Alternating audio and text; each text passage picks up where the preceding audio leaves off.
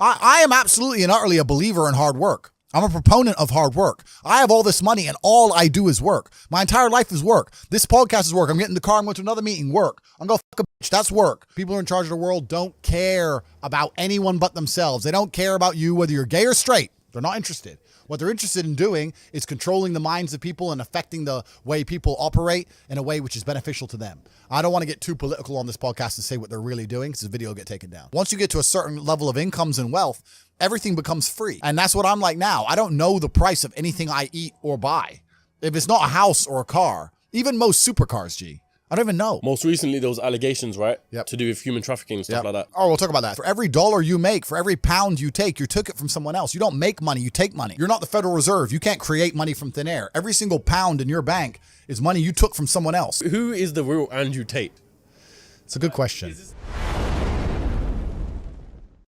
What's going on, everyone? Welcome back to the CEO Cast, the #1 place for showcasing business and entrepreneurship. Now today, you lot are in for a special episode. I'm with the 4-time kickboxing world champion, the top G, Mr. Producer, the one and only Andrew Tate himself. Come on, let's get a round of applause for that one. Come on, people. Bro, I'm very happy with that. I'm very happy with that introduction. Thank you very much. Yeah, good you to see included the top G and everything. I'm happy with it. You got it, bro. You got it. What are you saying? How's your day going? It's going good, man. I'm breathing, Yeah. which is a good start. You know, surviving on the bread line, you know, getting the bills paid. I'm doing all right. Especially in London where, you know, things are hot all the time. Yeah, like things are hot. Yeah, the world's kind of getting like that for me now. Ever since I conquered TikTok, I can't go anywhere. Yeah. Everywhere I go, it's just people, hey, it's Top G. And some people love me. Some people hate me. Yeah. You know, and in certain parts of the world, that's not a big deal. In other parts of the world, I'm a bit on edge. So. How long would you say you've been conquering TikTok for? Like, how long? Because it seems like you kind of spawned out of nowhere, almost. I put a plan together to conquer TikTok 4 months ago. Yeah. And I've now completed my conquest. Yeah. So bro, done. So I conquer TikTok faster than the nation states conquer countries, bro. Four months, I put a plan together, boom, done. Now it's mine. I own it. Finished. Didn't spend a penny.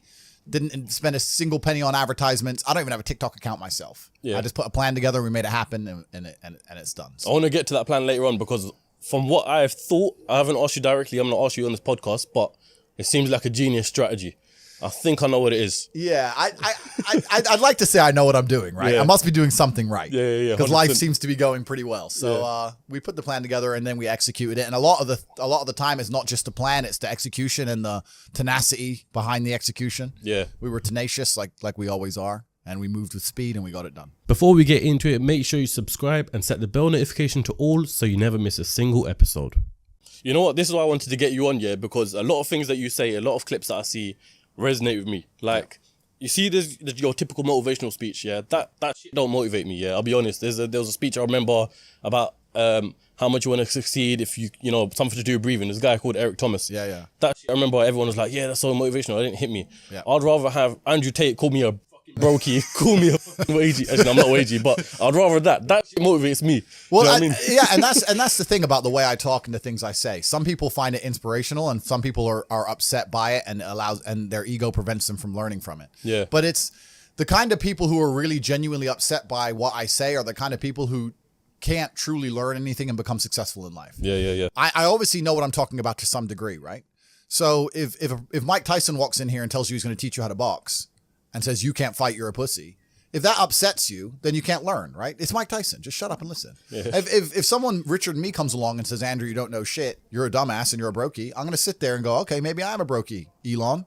Tell me something, right? I'll listen. But if you're going to sit there and go, don't call me names and not listen, you're never going to get anywhere, right? You don't become the master unless you're very, very good at being a student. And I've always been very, very good at knowing when to shut up. But I've got to a point in my life now where I don't have to shut up ever. So I don't. How long would you say you were a student for? That's interesting. Yeah, I'm still a student of life, right? Nobody knows everything. And there's still a lot of people who I respect and will always respect and always am quiet around and treat with absolute respect. But I've been learning for a very, very long time. I've always been very, very observant, trying to pay a lot of attention. And life really doesn't have to be that complicated. When you see somebody that has something you want, you just got to try and work out how they got it. Yeah. And that's the missing part. Most people see people with things they want and they don't do the second half. They don't try and work out how they got that thing. Oh, my man has a Ferrari. Okay. I wish I had a Ferrari. Okay. They don't sit there and go for an hour. How did he get a Ferrari? It doesn't cross that part is the part they don't want to do, right? They just go, oh, here's a Ferrari, wish I had a Ferrari, and they go back to TV. Yeah. And that's why they lose. You know what? Here's where I want to start, because I feel like this point here is probably the point of which your whole life revolves around, right? I want to say, in my opinion. And that's the Matrix. Yep. Yeah? I want you to kind of break that down and explain it, because obviously I'm assuming you get the name from the film and the whole, what the film's about. Yep. But if you have to relate that to your life and life in general, what exactly is the Matrix? When I talk about the Matrix, I'm talking about the systems which have been created by society, which are deliberately designed to enslave. In the movie, the Matrix were used for our body heat, but here in this Matrix, we're used for our efforts and our energies. And you're existing inside of a system which is deliberately rigged to make the rich richer and for the poor to stay poor. Yeah. And you can sit there and get upset about it. You can sit there and cry about it and say the system needs to change, which is what some people do, socialists, XYZ. But I know that's a waste of time, right? That's futile. The best thing to do is to understand the rules of the game and find a way to win. So yes, the game is rigged. Yes, the rich are always going to get richer. Yes, the poor are always going to struggle. And that's the way the game is set up. So you still need to find the best move on the chessboard. There's no point sitting there saying, I want to play a different game, because that's never going to happen. Because the people with the money are the people who have the control and they have the power. And why would they have the game set up any other way? Why would they change it? Right? It's also the basic of economics. I think a lot of people don't understand the true basics of economics. And the basics of economics state that even giving money to the poor, it ends up back in the hands of the rich. There's no way to stop the rich getting richer. I've already explained this before, but I remember during COVID when they did the stimulus checks and they passed out all this free money to everyone, 1,000. In England, they gave a lot more money, but in America, everyone got like $1,400 each and everyone was happy about it, saying, oh, he's giving money to the poor. Yeah, but what do those poor people spend that money on? Amazon stock tripled because they all went to Amazon. So Jeff Bezos got richer, right?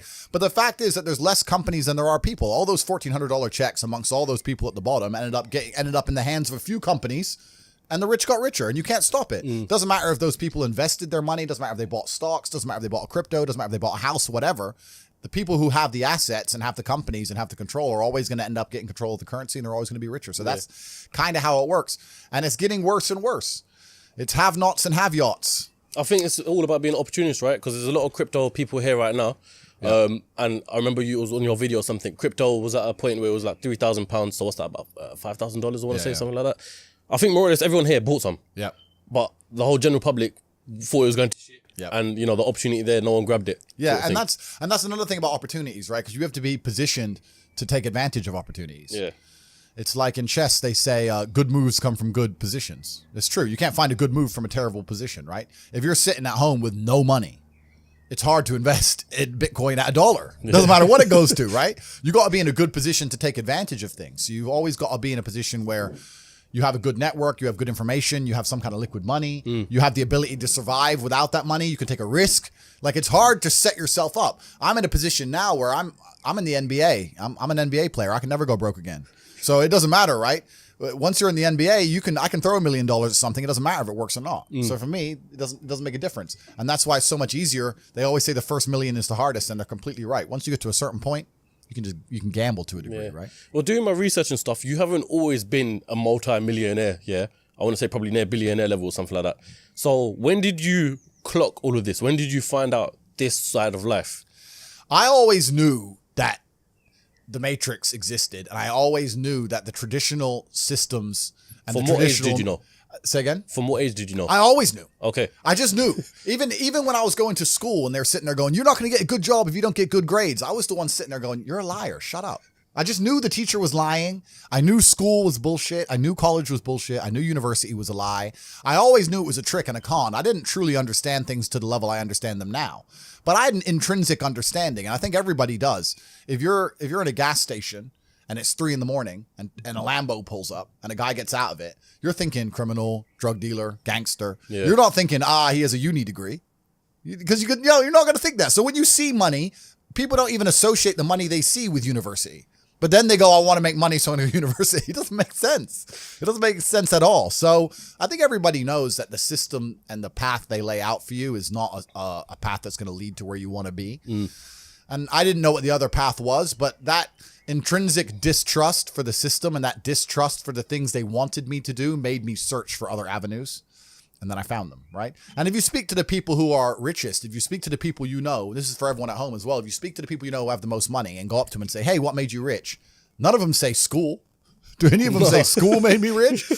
I got an A in GCSE. Like, who gives a shit? It's bullshit, right? So it's all indoctrination. So I knew it was indoctrination, and for that reason, I was always searching. And if you're searching, you're going to find. Yeah. So.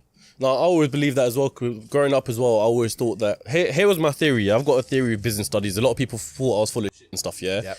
But I want to kind of hear your opinion towards it. Yep. So I've done business studies in GCSE. In my opinion, the whole textbook, everything, the teacher, everything's full of shit. Yep. Yeah, literally, I feel like they overcomplicate it and confuse it on purpose because they don't want entrepreneurs, right? And they want people to be stuck in the system. People said I'm full of shit because of that. No, I know exactly what you're saying, but they teach you things that the problem is as well, it's difficult because the way that humans work and the way that we've evolved as a species is that we don't really learn lessons unless they're learned the hard way. Yeah. I believe that unless a lesson has taught the hard way, you're not going to learn it. You can have so many near misses and people won't learn their lesson. Bro, you must know a guy who goes out there, nearly crashes his car, doesn't slow his ass down till he wrecks it. Yeah. Like, this is how people are, right? So you need that pain for the lesson to sting enough to really genuinely go inside of your mind. And it's the same with everything. It's the same with driving a car or business. Truthfully, if you want to learn a lesson about business, you're going to have to suffer at some point, right? So we always say that most people are not successful with their first companies, X, Y, Z, blah, blah, blah. I get that. The truth is there's a lot of people who make a lot of money with their first company, but they just spunk it, act an idiot, and it all blows up in their face. And that's how you get the discipline on your fourth company that when you have 3 million in the bank, you just leave it there. You know, and don't be done with it. So you need to go through some pain. You need to experience some negative things. You need to have to a degree some trauma to really even learn any lessons. So yeah, business studies. You're right. The book.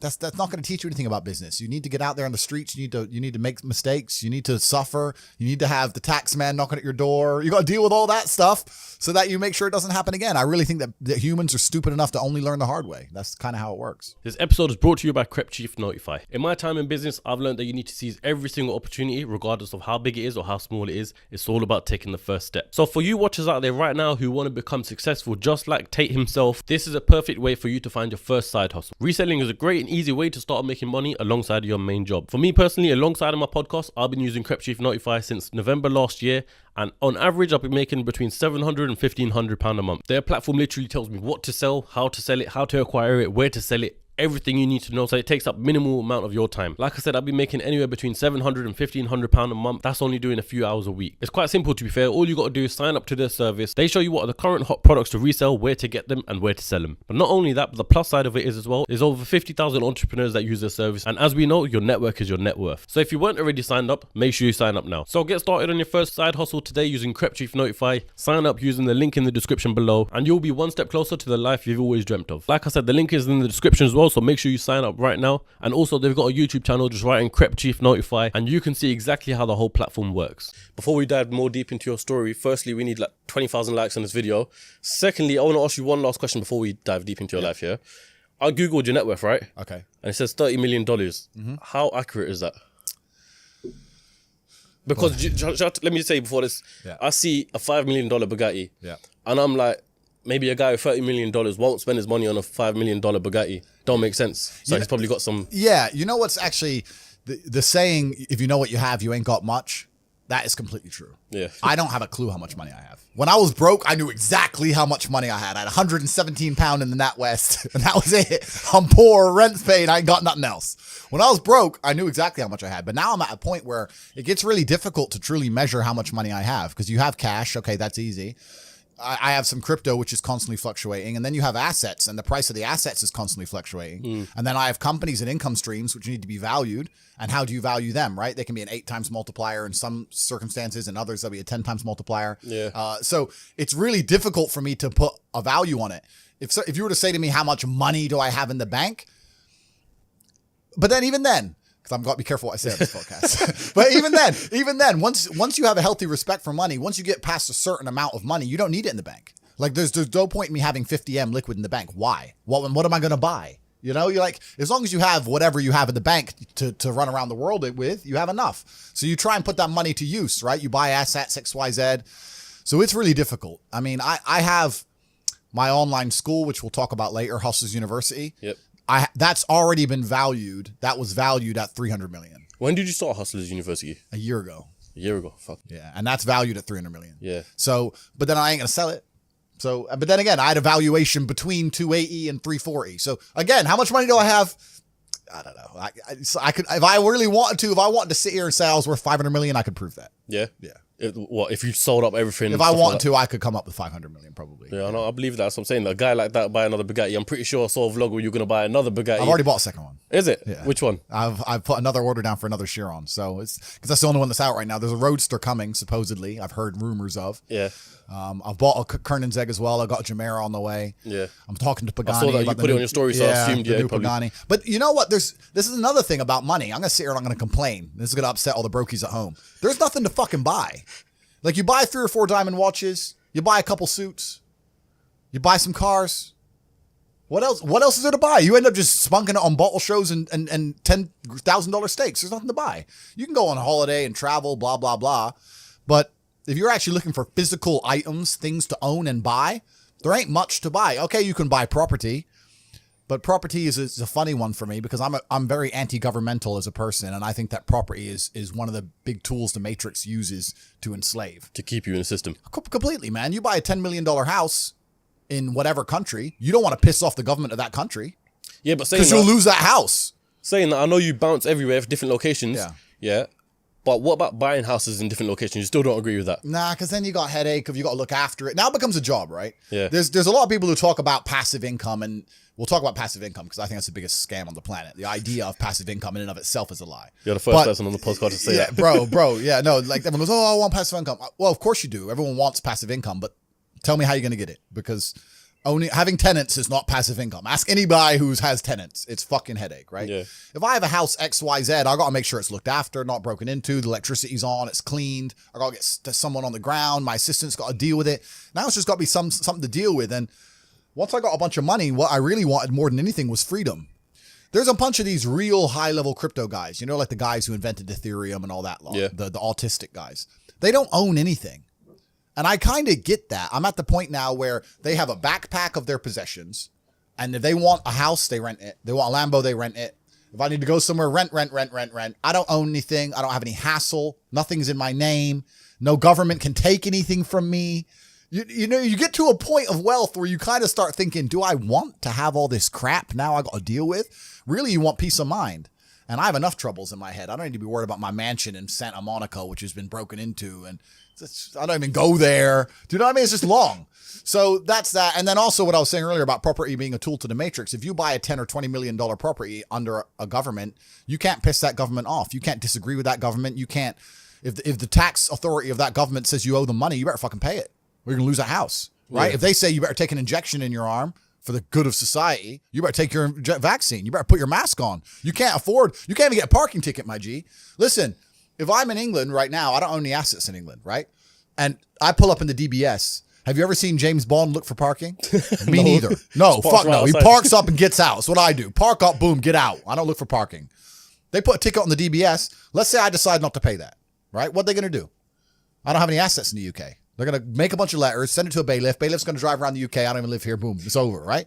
If I had a 20 million pound house, eventually it's going to go, the 60 pound becomes 120, 120 becomes 240. Yeah, bailiff comes, $2,000, $3,000, boom, boom, boom. Gets to the point where they're going to take my 20 million pound house off me. Maybe it takes 3 years, but they will, over a parking ticket. So by buying that property, you're now giving you're giving the government a way to hurt you. You're giving them a leverage over you. And I'm at the point of wealth now. I have enough hidden money where I don't want any government to have any leverage over me. I want a government to say, Andrew, we don't like you. And me say, get fucked. Safe. All right, I won't come then. Bye.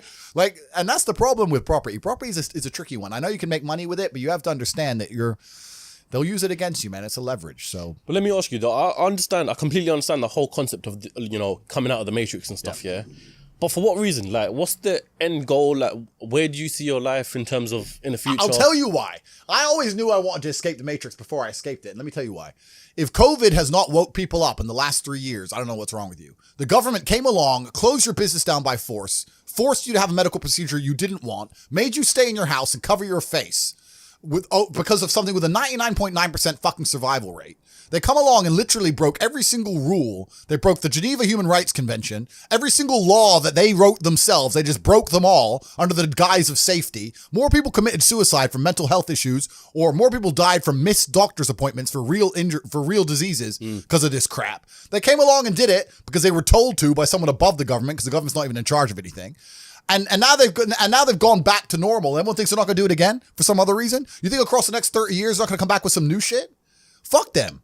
Next time, when they come along with this crap, I'm out. I'm bouncing. See ya. When they did this, I went to Sweden. Sweden was open the whole time. Yeah. Sweden never locked down. I was in clubs in Stockholm while everyone else was here locked in their houses clapping for the NHS like a jackass. I was in the nightclub. No masks, no vaccine, no lockdown, nothing. Running around with Swedish chicks.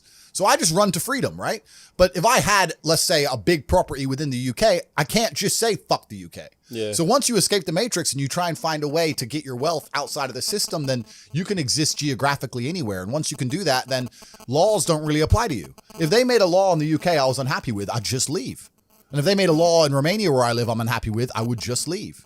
I don't have to be a lawbreaker. I don't have to be a criminal. I'll just go somewhere else, right? So property kind of ties you down, things tie you down. And if you look at the real high levels of wealth, if you look at the billionaires and stuff, they're trying to do the same thing. They don't own anything. They have a share in a company, which owns a shell company in the Cayman Islands, which owns this subsidiary of a company in Dubai, which owns a boat that they can use. Yep. It's that Aikido. It's the same thing. Get out of the matrix. That's what everyone's trying to do, right? You know what? I was going to ask you this later on in the podcast, but it seems like a good time to ask you now, yeah? You obviously, I wanted to initially do this podcast in Romania. I thought it'd be sick coming to your house. Yeah. You know, but every time you try to arrange something, you're on a jet flying off somewhere else. Yeah. Next places everywhere. So I thought, you know, while you're in the UK, we'll do it here. But what's your reason for moving to Romania? And do you own the house in Romania then? Yeah, so the house in Romania is owned by a subsidiary of a shell company, et cetera, et cetera, et cetera. We'll leave it at that. Yeah. But and I moved to Romania because it felt more free than the UK in certain aspects. And it is. In certain aspects, it's certainly more free. You're always, as an individual, you always have to make a trade-off. And the trade-off is usually between laws and the strength of the government and the judicial system and your safety, right? This is the usual trade-off.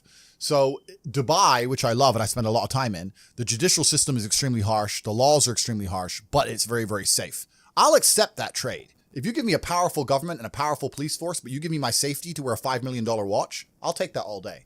But you have countries like America and England where the judicial system and the police are dangerous and they can mess you up at a whim, but they don't even give you your safety.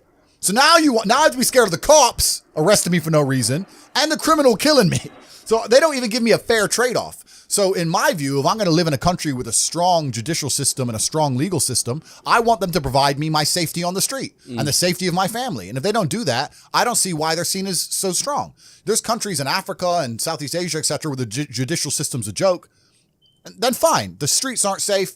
The police ain't doing their job. That all makes sense to me, right? But when the police are going to come along and mess you up for not wearing a mask or catch you for speeding and wreck your life, but they can't even offer you safety, then fuck them. So I decided to move somewhere else. And there are countries in the world where there's a really interesting, delicate balance of a government and a police force which are not strong. And when I'm saying that, I'm not saying I'm breaking the law.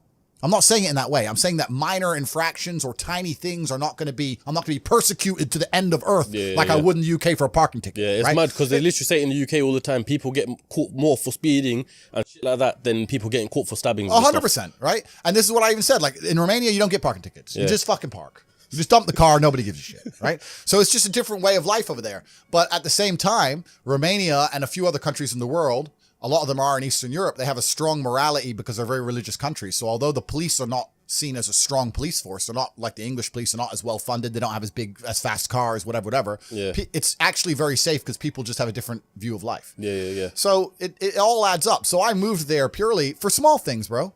Kept getting parking tickets, kept getting this, that, a letter. When you're living in the UK, bro, you get a new letter through your mailbox every day. Someone wants money for something. You did something wrong. You had some fun. Yeah, you were breathing that day. Give us money. I was just like, fuck, why am I here? Bounced. Yeah. So I just left, and I had really good friends in Romania. I went to visit and ended up staying. But why not Dubai? Because me personally, if I was to move anywhere, I'd probably go to Dubai. I understand. I completely understand that. That's a good choice. And because the only thing we've been, like, us boys, we've all have probably been caught speeding, especially my man here. Yeah. And that's the only thing. They don't really give a shit about speeding like that. They'll pull you over, say, why are you speeding, all that. But the second you commit a proper crime, you're fucked. Yeah. You know what I mean? And I respect Dubai. I really like Dubai. And like I said, I even have no problems obeying every single tiny law down to speed if you're going to give me my safety. But if you cannot offer me my safety on the street, then I think that you've failed as a country and failed as a judicial system. And I don't see why I should have to comply with any of your rules. That's the basic understanding of it. So yeah, I love Dubai. I spend a lot of time there. And even though I live in Romania, I've only been there since the beginning of this year. I've been there less than 2 weeks. So I'm never home anyway. So for me, it's just a base. It's just somewhere to park the cars, right? So it is what it is. I'm always jumping around because once you have a jet, you can time travel. So you're time traveling all the time. So is the jet yours, or how does the whole jet lifestyle work? A shell company owns a subsidiary to a company which owns a jet, which I can borrow. I don't own anything. Hello, everyone on YouTube. I am broke. I'm a brokey. I don't own anything. You can't take nothing from me, HMRC. I don't have anything. I'm poor. I go to fucking O2 down there. They won't give me a phone contract. I ain't got nothing. I'm broke. I just get to borrow these Bugattis. I got really good friends. So, but yeah, like once you can fly on private planes, you can time travel. So that changes the entire scope of the world. Yeah. I'm interested to know, you flew from Austria to UK, right? Yeah. Recently. Yeah. How much does that private jet cost? I'm just interested in knowing jet costs. If you were to charter that jet, it depends. If you have your own plane, you just pay for the fuel. And then it depends if you want to... I have my own pilot, but if you had a pilot, you could hire a pilot and you'd hire an air hostess, catering, et cetera, et cetera. So let's say you owned the plane. In fuel, that might cost you around $8,000. If you were going to charter that plane, it'd probably cost 25, 30 grand, something like that. So about 30 grand for the flight. Quick question: is your pilot a male? I'm gonna get all the feminists angry now when I say that I don't trust female pilots. Listen, women are amazing creatures and they're very good at certain things in the world and they're very needed. And I'm not going to sit here and say that women are unimportant or unneeded because they're not. They're very, very needed. But women can't even park cars, G. You see them. They can't even parallel park. You're going to trust them in the sky? Like curb your plane? Fuck no. No, sir. Give me a man, please. Give me a man. Give me an old man who's in the military, done a lot of years. It's getting bumpy. I need to have confidence. Like I have some chick up there doing her lipstick. No, thank you. So, but yeah, jets changed the game. That's another thing because even before COVID, I never thought I'd buy a jet. I thought big spend of money or waste of money, right? How much are they? About 20 mil? It depends on the plane you get. Depends how you want to have it fitted out, that kind of thing. Yeah. But I never thought I'd buy one. But then they tried to keep telling me to put a mask on. I couldn't have it. So I had to get one. And then once you get one, it completely changes how you view the world because now you can time travel. If I wanted to fly to, let's say, Vienna from here on a normal airplane, let's say the flight's at midday, I get to the airport at 10 a.m., sit around for 2 hours, fly at 12, land at 2, another hour. By the time I do the passport, get my bag, my whole day's gone, right? Yeah. But if I want to fly to Vienna with my plane, I send a text message, say we're leaving at 12. I get there 11:59. We take off at 12. I land, and by 12:01, the BMW's on the runway. I'm back on the motorway, right? So it literally only takes 2 hours. All the things other side are gone. It takes 2 hours to get in and out of central London. Yeah, in a car. Yeah. So I can get to Vienna. To me, going to Vienna now is the same as going to West End. It's like cool. It's an hour. It's 2 hours, hour and a half. 30 minutes, boom, boom, boom, whatever it is. So it changes how you view the world. And that's why I end up jumping around all over the place. Because I got something to do here, there.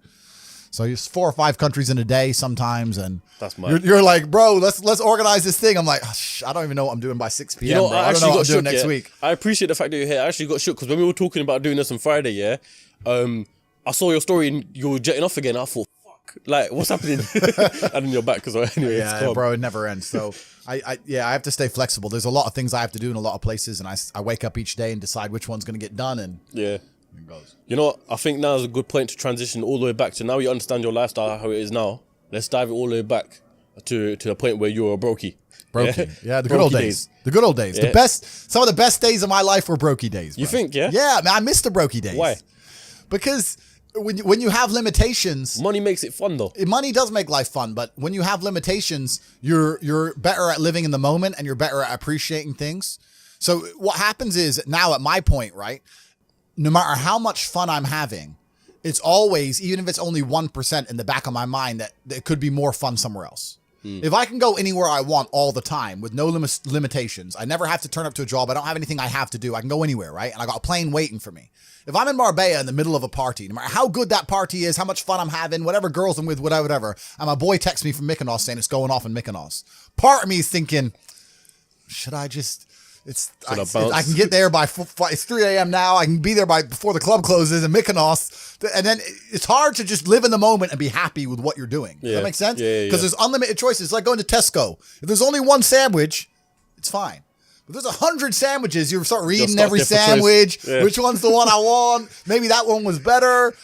So the brokey days were good days, bro, man. Like I'd get McDonald's and you're laughing with your boys. Yeah. The brokey days are great. And I'm not complaining about being rich. Obviously I worked hard for this and it's a fantastic life I live now. But I think without those brokey days, without those original days to compare it to, without that juxtaposition, then I don't think being rich would be fun at all. I think it's only fun because you can compare it to the days when you weren't rich. That's the only thing that makes it fun. The only thing that makes a $10,000 steak fun is that you can laugh saying how you never had 10 grand in your bank till you were 27 years old. Yeah. Like otherwise it's boring. Otherwise steak. And I think if you're born with too much money, that you'll never truly be happy. I think you need the brokey days. They're the best days. Because some people are literally brought up rich, born into money, essentially. Yep. You know, if you're born and your dad's got Ferraris, Lamborghinis and stuff like that. Yep. You think that they're not really experiencing true fun, happiness sort of thing because they don't know the difference. It's not the destination, it's the journey. And humans, we all work in regards to, it's even the way the human body works, right? If you're driving at 200 miles an hour, you don't feel it. You only feel the acceleration getting to 200 miles an hour. Yeah. So if you're born at 200 miles an hour, it doesn't feel fast. It doesn't feel fun. My life feels fun now because of all the acceleration to get here. And I can remember the times when I was stuck by the side of the motorway without a car. Yeah. So I have that juxtaposition. Without that, it's not even interesting. It's not even fun. So the brokey days, anyone who's out here who's broke, good. These will be the happiest days of your life once you made it. You just got to remember everything and sit around with your boys. I mean, maybe some people change with money. Maybe if you get new friends and things change, but I hang around with the exact same people I did when I was poor. I got the same friends. I live with the same people, the same guys, same jokes, nothing's changed for me. So for me, I'm just a broke guy with a bunch of money. That's all that's happened. Just the financial situations have changed. Yeah, the financial situation's changed. That's it. So what, you grew up in Luton, right? Yep. So what was your whole upbringing like then? Yeah, so I was born in America. I left America when I was 10. Yep. Moved to Luton, where my mom was originally from. Went to Lee Manor High School in Marsh Farm. I think it was one of the bottom 3 high schools in the country at the time. Went to a nice rubbish high school. Went to college, did some A-levels. Rejected university because they tried to tell me to do a personal statement. I couldn't be bothered. Is it? Yeah, that was literally What would you have studied in uni? I did really well in my A-levels. In my GCSEs, I didn't try. And I got a bunch of B's and C's. And I know I'm a genius, right? So it annoyed me. So I thought I'm actually going to try for my A-levels. So I got a bunch of A's. I did business studies as well, got an A. And then I did some advanced diploma in business studies for the top 1% of scores or some crap. And I got a merit in that. And then I was offered a place at, what was it called? Begins with A. Ascot. Okay, yeah. That's in next to Birmingham. Yeah. For advanced business, like basically what every man would dream of, right? Advanced business, university, blah, blah. I offered this place. And they said I had to do a personal statement. And I said, no, I don't. I've already been offered a place. They already give me a place because I'm the big G. Look at my scores. I'm a genius. And they said, no, you still have to do a personal statement. I was like, why? Who's going to read this? Hi, my name's Andrew. I like to run. You literally got to I go to the gym. Like, no one's reading this shit. Like, why am I even writing this? It offended me. Yeah. And my class tutor, or whoever she was like, well, everyone's doing one. And I was like, you know what? Get fucked. And tell Ascot to get fucked too. So I didn't even go. I quit that. My mom went nuts, obviously. Told her I was going to be a kickboxing world champion. She's like, no, you're not. Wrong. So I just started kickboxing. I got a normal job. I got a wagey job. I was a wagey. I was working as an IT technician in my former high school, fixing laptops. Okay. Got fired from there for sleeping with the head girl. You know how it is. It's hard out here. How old? I was like 18. Oh, shit, and she was 16. So I was like, what's the problem? And they're like, oh, yeah, but you're a member of staff. Da, da, da. So, whatever. So I got fired from there. And then, I got some sales jobs. And I was training hard to fight. And I think sales jobs are probably the best job any person can get. If I had to get a job again, it'd be a sales job. Because you learn a lot as a salesman. And sales is a really important skill. You learn a skill. And also, if you're actually good at it, it's not even really like having a job. They don't fire the top salesman. Yeah, no, they don't. No, they do not fire the top salesman. You turn up late. You crash your You're car. selling, yeah. Well, sorry, G. Boom. Here's my numbers. They're like, oh, all right, dickhead. But all right, bye. They don't give a fuck if you're the big boss, right? So if you're a salesman, it's the only time you get any kind of freedom, and also all the responsibility and all the pressures on your back where it belongs as a man. You need to adopt stress and adopt problems if you want to be successful as a man, and as a salesman, you get that. So I had a bunch of sales jobs. I did a bunch of sales things. I was fighting, became world champion, started making money with fighting. But even fighting, kickboxing is not boxing, bro. Most I ever got paid for a fight was like 200 grand. Yeah, because some boxers, I think Amir Khan for his last fight, rumors have it that he got paid about 6 million or something like that. Yeah. Boxing's different. That's big money, yeah. Yeah, it's big money. But as a kickboxer, you don't make that much money, man. I had an apartment and a BMW, and I was doing all right, but I wasn't balling. You know, I couldn't just pull money out the sky and just do whatever. Like if you're fighting twice in a year, and let's say you get 50 grand for one fight, 40 grand for another fight, 90 grand? By the time you give your manager 20%, pay all your rent, paid your car, but you ain't rich, right? And that's the best you'll ever get at kickboxing ever.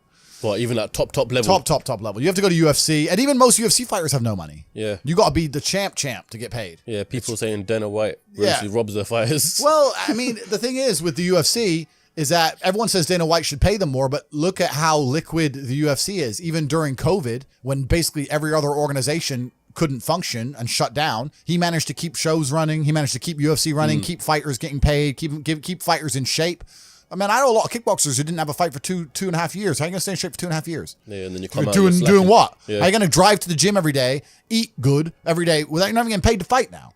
So it's hard. So maybe he does rob the fighters. I don't know, but he's an excellent businessman. He's provided a platform for people. But the point I'm trying to make is that fighting as a career path is a terrible career path because it's just too hard to make money. Too much can go wrong. You can get unlucky. You can break your hand. You know, you can get sick on the day before a fight and then lose the fight because you had a bit of a cold and now you got knocked out and you're you know what I mean? Like it's hard. It's too hard. It's unpredictable. So I always knew that even when I was fighting, and I was always trying to find a way to make money.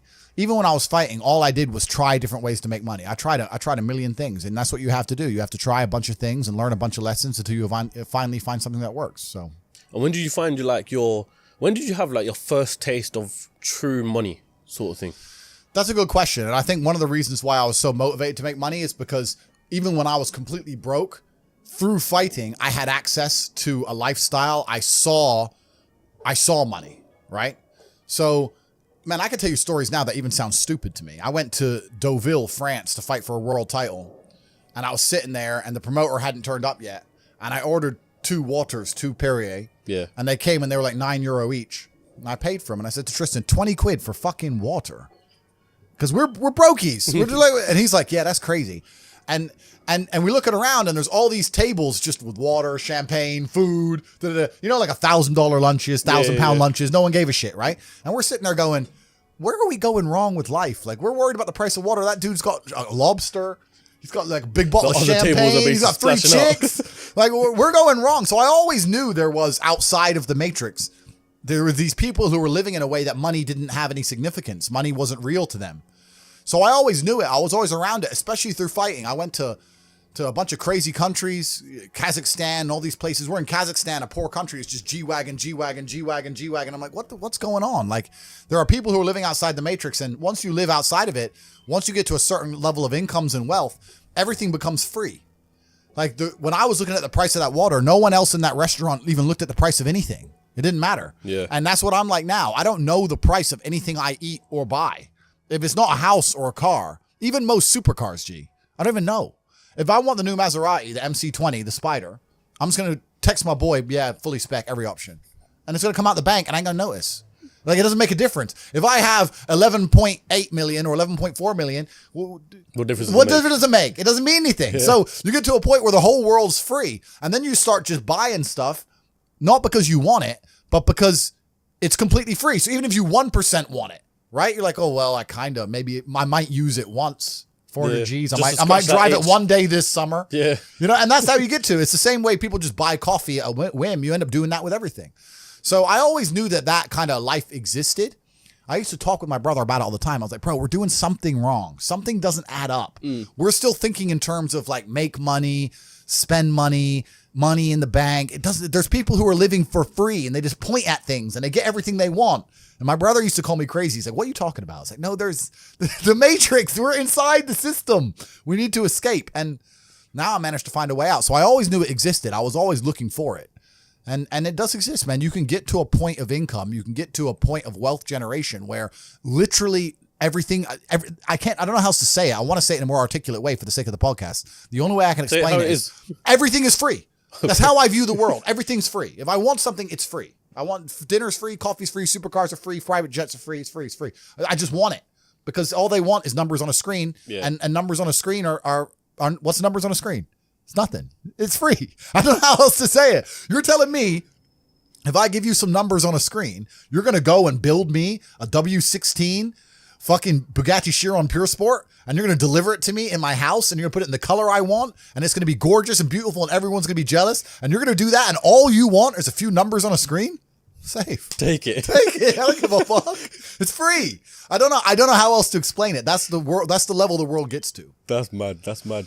So you and Tristan, you do everything together, right? Yeah. Correct. You share everything, businesses, bank accounts. Correct. I think the only thing you don't share is girls, right? Correct. So what's that like? And where did that whole relationship with you and your brother come from? Because I think a lot of people in the UK especially, they kind of view their brothers as the complete polar opposite of them. Yeah. And don't want to do anything with them. You do your own thing. Yeah. So when did you and Tristan think that, okay? I think that's one of the biggest mistakes that people can make. And one of the largest things that hold people back from wealth is the people around them. Not only because of the mindsets of the people around them, but also trying to find people around you who you can truly actually trust is difficult. Yeah. It's difficult, man. I'm telling you, if you get 20 people, 20 full-grown men in a room, and they can trust each other completely and nobody's out to snake anyone, even if all 20 are working normal jobs, but they pool their spare income, you will be rich. You'll be fine. The problem is finding 20 people you can trust, right? 20 people with normal jobs, even with normal jobs, you could pool your spare income. You could buy cryptocurrencies, you could buy houses, you could do whatever you want to do, and you would find a way to escape the matrix. At least, maybe not to the insane levels, but you'd all be comfortable, right? By just pooling incomes. Problem is, one of them 20 is going to snake you. One of them 20, his woman's going to leave him, and he's going to get fucked over, and you're going to get fucked over by extension. Or one of them 20, his wife will be in her ear. You're always out with them boys. You can't be with them anymore. The woman gets involved, starts messing it all up. So it's hard. A lot of people don't understand that the entire world, the most valuable thing on the planet today is human capital. Even the people at the very, very top echelons of life, all they care about is controlling people. The people who are in charge of governments and stuff, all they care about is controlling people, making sure you do what they want you to do. I don't want to get too political and talk about Epstein's Island and all that crap, but once you get to a certain level of money, all they want is people. People are the most important thing. You can't have a business without people. You can't have a government without people. You don't have anything without people. So I don't see why you wouldn't have the people you're born with, who share blood with, and just do a handshake as men and say, okay, let's not fuck each other over and let's get rich. Because now you're doubling your manpower, right? You're doubling up. So I think that I was always close with my brother and he's always been close with me because we are a team and you need to have a team. And if you have a team, you stand a better chance. It's player versus player out here, man. It's on the street. It's not easy. For every dollar you make, for every pound you took it from someone else. You don't make money, you take money. People don't understand the way that money works. You're not the Federal Reserve. You can't create money from thin air. Every single pound in your bank is money you took from someone else. And when I say take, I don't mean it in a negative way. You might have convinced them to give it to you. You might have a coffee shop. I'll give you a nice coffee. You'll give me some money. Cool. But you still took his money, right? So if you're out here trying to take stuff from other people, don't you want to have a team? You want to do it by yourself? You want to be Rambo? Because if you get two of you doing it. You get two of you. That's right. So the whole idea of this lone soldier, this Rambo, I'll do it all by myself, that's all dead, bro. You need to have a team. It's player versus player. And for the same reason, if you were out here on the street and you want to defend yourself, you want your boys around you. It's the same thing with trying to get rich. Problem is trying to find guys on your level. That's the hard part, right? So you and Tristan have always been close then? We've always been close since the beginning. Every single battle either of us had to face, we faced as a team. Yeah. And our battle to become rich, we faced as a team. We sat there and go, okay, we are going to get rich. It doesn't matter if right now I'm going to start this business and I ain't going to make any money. So you're going to work a wagey job so we have somewhere to live. And I'm going to focus on this as a team, right? So at least we have somewhere to live. If I'm working wagey job, we can't focus on the business. If we're both trying the business, we have nowhere to live, etc. So we've always worked as a team. We've doubled up our manpower. And I think a lot of men understand this and intrinsically would like the idea of this. But a lot of the time, women get in the way. I've seen it a million times, bro. I've seen women get in the way of partnerships like that so many times. Because women don't like you having a strong masculine network, because then you don't need them. They want you to need them. I'll help you. I'll be your partner. Bro, that's the biggest mistake. Don't even get me started. Biggest mistake you can make as a man is trying to start business with your wife or some shit. That's a headache. Why is that? Bro, I don't know who I'm going to offend or upset now, but this is how it goes. Because now you got two different battles. You got the relationship you're trying to be in control of, and I got to deal with the business as well. Now, it's different if you run the business and you hire her, and she does a little bit of admin. Cool, that's fine.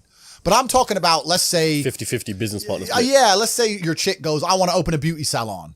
And you pay for her to open a beauty salon. And now this beauty salon, you've put $1 million of your money in it. And it's not open on a Thursday. You're like, why isn't it open on Thursdays? Oh, I had a headache. What do you mean you had a headache? Bro, I just spent $1 million. Yeah, but Claire's sick and I have a headache. And now you got the relationship. It's all messed up. This bitch is lazy. She thought it'd be a Sex and the City episode where she just drinks lattes and makes money. And she realized she has to actually do shit. You know what I mean? And it's all getting messy there. Whereas when you're with your boys and let's say you invest $1 million in something, it's not open on Thursday, you can go over to his house and say, what the fuck's wrong with you? Don't be a bitch. You're a man. Yeah. You could just say, look, we need to open. You can't do that with chicks. It's hard. So even now, I've got 45 people who work for me and not a single one is a female. Not one. This episode is brought to you by Sunamusk. If you don't already know about Sunamusk, they have the greatest long-lasting perfumes, and as you'll see later on in this episode, approved by the top G himself. They're also based all over the UK as well, so chances are you probably have a store right near you. And if not, they're also online based as well. My personal favourite is the most recent one they brought out, which is Golden Dust. So get your Sunamusk fix today, and because they're sponsoring the episode of the top G himself, we'll use code TATE15. How about that? So use code TATE15 for 15% off of your purchase. The thing is, we're living in a society right now where there's, everyone's trying to live independently, right? Yep. Females, males, Yep. everyone's trying to be hustlers, both men and females and stuff like that. Yep. Would you say the rate of hustle is different between the male and the female? Well, women don't need money. This is the thing. I mean, there are women out there who say they need to get the bag and all this crap. I think it's a very masculine mindset for a female to have. Women don't really need money, not to the extent a man needs money. I understand they need to live, and they say it's expensive to get their nails done, blah, blah, blah. But they don't need a nice car. They don't need a nice place to even live. They don't need to pay for bottle bills or table spends or none of these things. They don't need any of that if they're attractive. So being attractive in and of itself is a currency. I don't know if this idea of ugly even then is warped, because let's say a girl, right, goes to the gym every day. Her body is banging. Her hair is long and it's nice and it's maintained. Her nails are done. She's got a nice manicure. She's got sunglasses on. She's dressed up nice. She's got a little dress on. She's got heels on. She's walking down the street. It's hard to be ugly. Do you know what I mean? Like, you might only be a 6, but you're all right. Like, dudes still want you. Still bangable. You're still, do you know what I'm saying? It's very hard as a chick to become unbangable if you're trying your best. Unless you fully give up. Unless you give up. So I think the path because we have to not conflate and confuse issues here. What we're actually talking about is status. We're not talking about money. We're talking about status. Men want money because we want to be high status males. Females want to be high status females. They don't need money to do that. They can do that purely through their aesthetics. So if I was a woman, thank God I'm not, because I think that'd be a terrible existence. But if I was a woman, I would understand, okay, I want to be the highest status female I can. I need to look good. I need to look gorgeous and get a banging Instagram profile. I'm a high status now. Now billionaires want to talk to me. For a billionaire to want to talk to us, we need money. It's like the whole Dubai porta party situation. Bruv, you know what I'm saying? Like, if there's a billionaire's boat, the chicks who get on that boat don't have to be anything other than pretty. That is it. For us to get on that boat, we have to be connected, important, rich, interesting. We got to know people. We got to network. It's hard. So what I'm saying is, if you're looking for status, whether as a male or a female, there's different paths. I don't think a rich female is a high status female. If you were to take a woman who's unattractive, but she had a bunch of money, no one's going to look at her and go, wow. No one's going to give a shit. I don't care. She's busted. I'm not interested. I'd give me the 19-year-old brokey with the big titties. That's the one I want to talk to. So women can access money and women can access high status men via their aesthetics. So I think that's a much more intelligent way for a female to increase her status. Now, I know this is going to upset everyone. People are going to be sitting there going, you're saying women are only good for how they look, blah, blah, all this other crap. I'm not saying that. I'm saying that women are judged instantly on how they look. Just like men are judged instantly on our status, how rich we are, the car we turn up in, the table we're sitting at. Yep. That's the real world. Now, maybe you have more than just some big tits. Maybe you're also a nice person. It's unlikely, but maybe you are. But we're just talking about status games here, right? Yeah. So any woman who's dedicating herself to hustling instead of dedicating herself to the gym is making a mistake. You think, yeah? 100. Why? Just get rich man, get hot and get rich dude. Like, why? And they go, oh yeah, but maybe he leaves you. He won't leave you unless you fuck it up. Just be quiet. It'll be fine. So you noticed this, and transitioning it on, you started a webcam business, right? Yeah. So my first ever business, and people have the really wrong impression of this, but I've explained it a lot of times on the internet and a bunch of other podcasts, so I won't give the really long story. But the first ever business I made a lot of money with was a webcam company.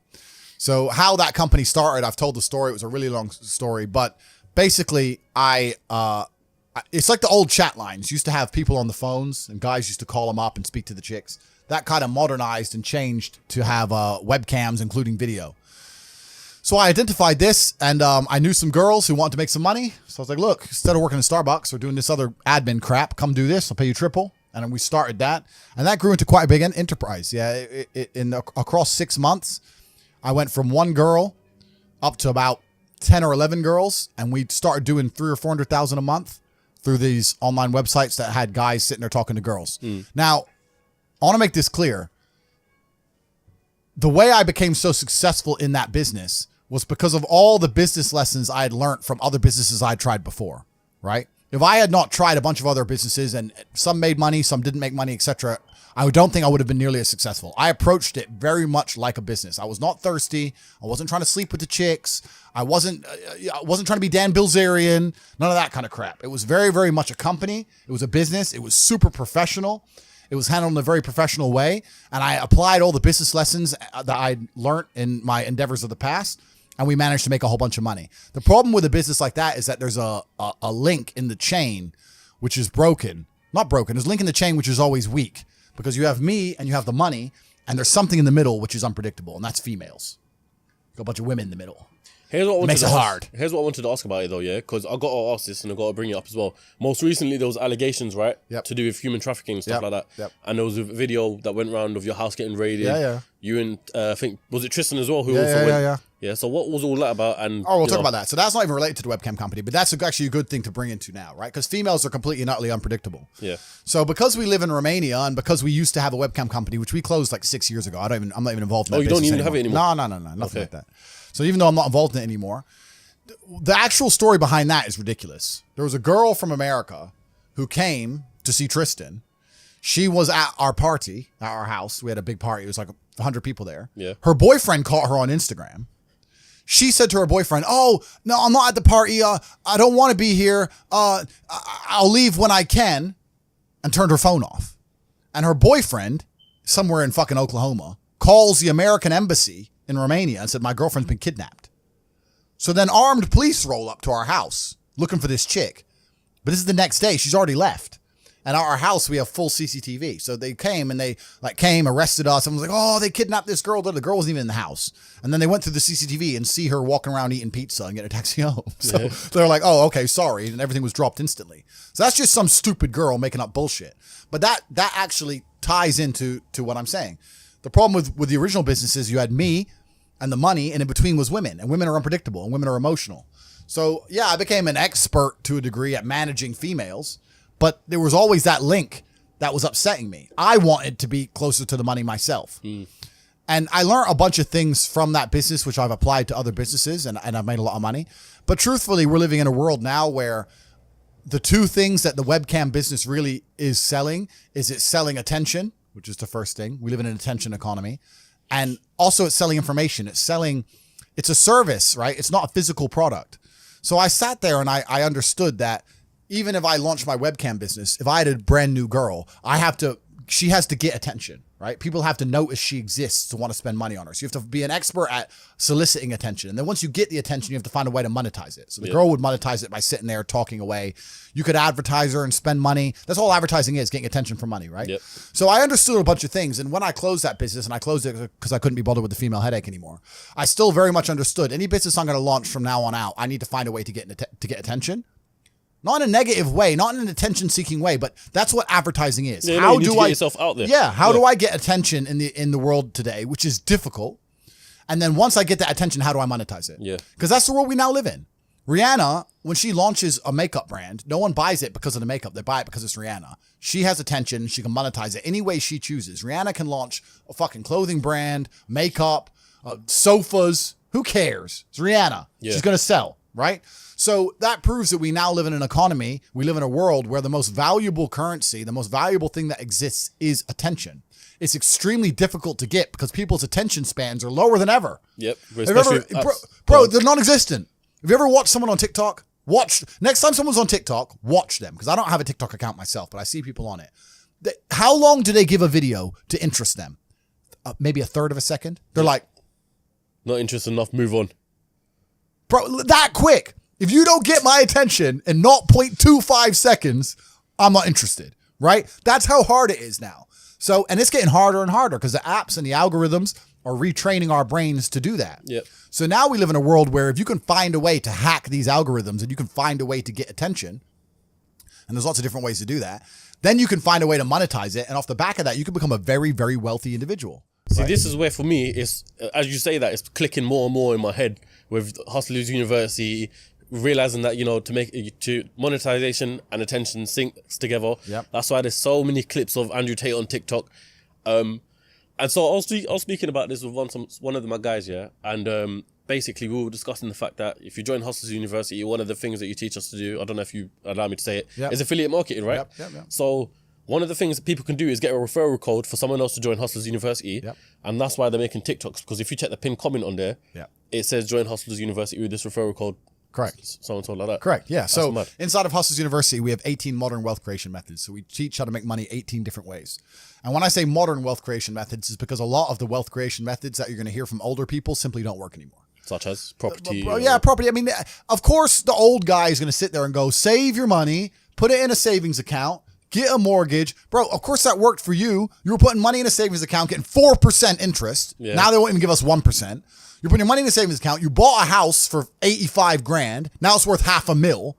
And at the time you bought it for 85 grand, you were probably earning 30 grand a year. Yeah. Now I'm earning 40 grand a year. The house has cost 10 times more. I get no interest on my money. So everything you're telling me is outdated. It doesn't work anymore. If you're going to follow the path that your parents followed, you're not going to ever become rich. You need modern ways to make money, modern wealth creation. And I won't say what all 18 are, but we teach them inside of Hustlers University because there are ways to make money in the modern world, which no one in your school is going to teach you, which none of the older people are going to know, they're going to talk about. There's a lot of ways to do it. And one of them is monetizing attention. So what you just said in regards to the affiliate section is one of the 18 ways. There's a 16-year-old kid making 45 grand a month from his TikTok because all he's done is he's gone into Hustlers University. He's joined. He say, okay, how do I get attention? I'm 16. I'm not a flawless orator. I don't have a life or life experiences which are interesting enough to be used in a podcast, which are going to ever allow people to pay attention to me. Yep. But Tate does. So let me go and find all of Tate's old stuff. Let me chop it up. Let me make a TikTok for Tate. That gets attention. How do I monetize attention? Now people are on my page. How do I monetize it? Well, I can take my referral link. I'm in HU. Here, they can sign up, get 50% off my link. Boom. So he's taking attention. The attention that I generated, all he's done is chop up some TikTok clicks, monetized it, and he's making 45 grand a month. Do 16.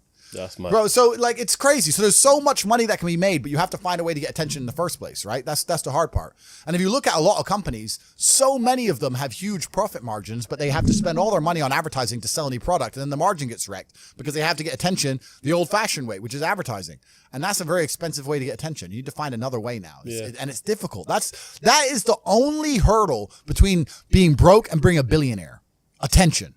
How do you get it without embarrassing yourself and being a jackass? Because no one buys from a clown, right? Mm-hmm. So me, I'm lucky because I've had a very, very eclectic life, and I'm good at speaking, and I have a good memory, and I have a lot of stories, and I can sit and tell people, and I can talk in a way that make people know I know what I'm talking about. So that's how I get attention, right? Yeah. But if you don't even have that, then it's difficult. It's hard. You got to find a way.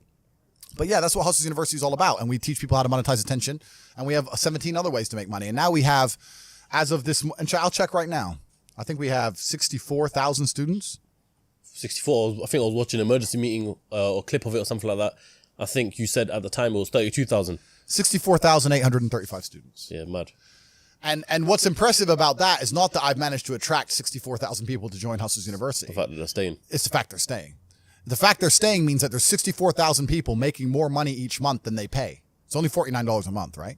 So there's 64,000 people who I have successfully taught to make more than they've invested. No school, no business school, no university will guarantee you month on month you make out more than you put in. None. Only mine. And I don't exist in a vacuum. The educational system exists in a vacuum because the loans that they'll give you, you can only spend on that education.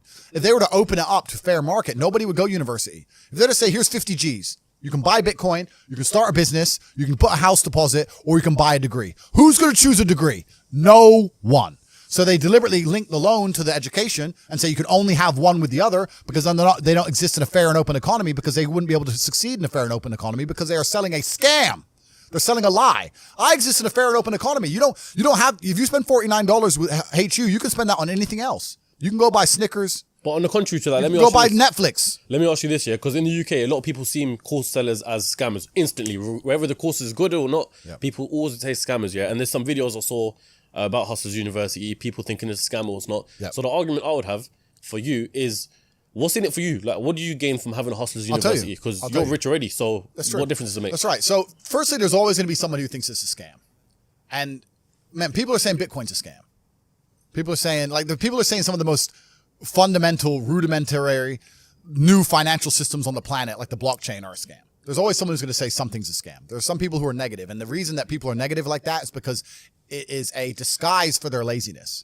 If they say something is a scam, they don't have to try. Yeah. Right? If they have to, I'm not saying HU is going to instantly make you rich. You have to work like you do on anything else of value. You have to get in there and try. If they get in there and they don't want to try, what's the first thing they're going to say? Scam. I joined. He told me to do something. It takes an hour and a half. I'm lazy. Scam. That's it. That 16-year-old kid making 45 grand, he's making TikToks all day, every day. He's working. Like, he ain't getting money for free. He's sitting there finding videos, chopping them up, making them entertaining, adding the fucking titles. That he's working for. The thing is, like we were going back to earlier, people ain't got the attention span. People ain't got the attention span to work anymore, right? So there's always gonna be some idiot who says it's a scam. The fact that we retain 64,000 people proves it's not a scam. Yeah. The reason I started it is very, very simple. I think that, I mean, I don't want to sit here and pretend I'm a philanthropist because I'm not. Obviously, I benefit from having this university. It's a very valuable company. It makes a lot of money, right? So why wouldn't I want to run one? But also, it doesn't detriment me. I don't think that some rich people, maybe they believe that there's not much money in the world and they don't want other people to be rich. I completely see it the other way. I see it that there is so much money everywhere. And even I can't get it all. So I want as many people around me as possible to be rich because now I'm at least around more money. If I send a message inside of HU and said, I want to raise $100 million, amongst my students themselves, I can do it.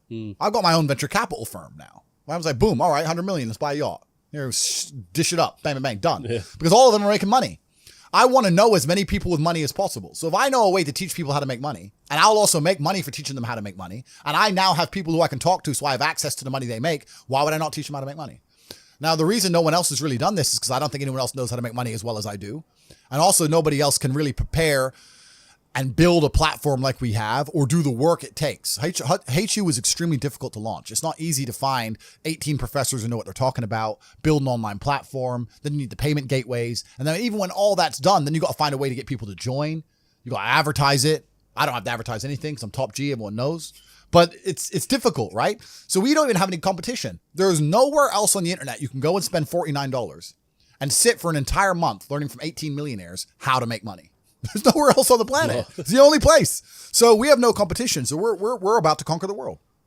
We're about to conquer the world, and that's a good thing. And you said his value's at what now? 300 million, you said, right? Well, let's do some basic math, right? So as of this morning, what did we say? 64,853. Yep. So numbers. 64,853 times $49 a month. So that's 3.1 million a month. Okay. It generates. Yeah.